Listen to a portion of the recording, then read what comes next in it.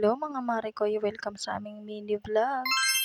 For today's video, ito nga ang ganap namin. Papunta nga pala kami neto ng center. At yes, opo, kami. Dahil kasama ko po ang aking Junakis na makulit. At kahit napakainit ayan at sama-sama ko pa nga rin siya. Dahil mga marikoy, hindi naman to magpapaiwan. At ayan, nandito na nga kami sa center. At for the waiting nga lang ang person. Nagpa-BP na nga rin muna ako bago nga ako injection na. At maya-maya nga rin tapos na. O diba, ang bilis lang. At maya-maya nga nandito na nga kami sa bahay. Hindi lang ako nakapag-video. Hindi nga ako masyadong makangiti ng mga oras na yan dahil medyo masakit pa nga. Malamang, kakaturok lang talagang masakit pa yan. Uy. At maya-maya nga rin nakatulog na nga itong aking Junaki. Sana all. Ako kasi hindi ako makatulog dahil naglalaban yung antok at gutom. Syempre yung nagwagi yung gutom kaya ayan magtitimpla nga ako ng kape. At syempre may kasama yung hopya. Hindi pwedeng wala. Pagkakuha ko nga ng thermos wala palang laman. Kaya ayan dalagay muna ng tubig sa heater para makapag-init na. Nung nilagyan ko na nga ng tubig yung heater, isinalang ko na nga. Hihintayin ko na nga lang siyang kumulo. Habang naghihintay nga akong kumulo yung tubig, kinain ko na nga itong hopya. Hindi na kasi makapag-antay itong mare nyo, kaya ayan, kinain na nga. Maya-maya nga rin, kumulo na nga ang tubig mainit, kaya naman tinanggal ko na nga sa saksak. Pagkatanggal ko nga sa saksak, sinalinan ko na nga agad itong aking kape. Kaping-kape na kasi talaga ang mare nyo.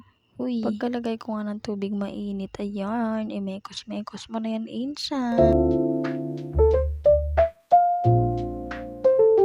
Fast forward mga mare ko, yung mga bandang hapon na nga pala to. At eto nga ang bata, ginamit nga kagad itong cellphone ng lolo niya. Habang nanonood nga siya, ayan, meron nga siyang kinakain, hindi nga pwedeng wala. Eto naman ang mare nyo, fresh na fresh, kakatapos ko lang nga maligo ng mga oras na yan. At kahit medyo masakit-sakit pa nga yung braso ko, naligo nga ako dahil sobrang init. O diba sabi ko sa inyo, hindi pwedeng walang kinakain yan eh. At ng mga bandang gabi na nga, lumabas naman muna kami dahil napakainit sa loob. Syempre, may bata na namang tuwang-tuwa dahil nakalabas na naman. Hindi pa nga kami nagtatagal sa labas, bigla ngang umambon, kaya ayan, dali-dali nga kami pumasok. O diba, for the madali ang mga person. Dahil nga wala siyang magawa, ayan, at aakit na nga lang siya. Sa taas na nga lang siya manggugulo, diba, napakagaling na bata. Hindi pa nga siya nakakaakit ng mga oras na yan dahil nga meron pang ginagawa yung mami at dada niya. Kaya ayan, for the waiting nga lang ang person dito sa hagdan. At syempre, andito ako nakaalalay, kita nyo naman, nagbibideo pa nga. At yun lang, bye!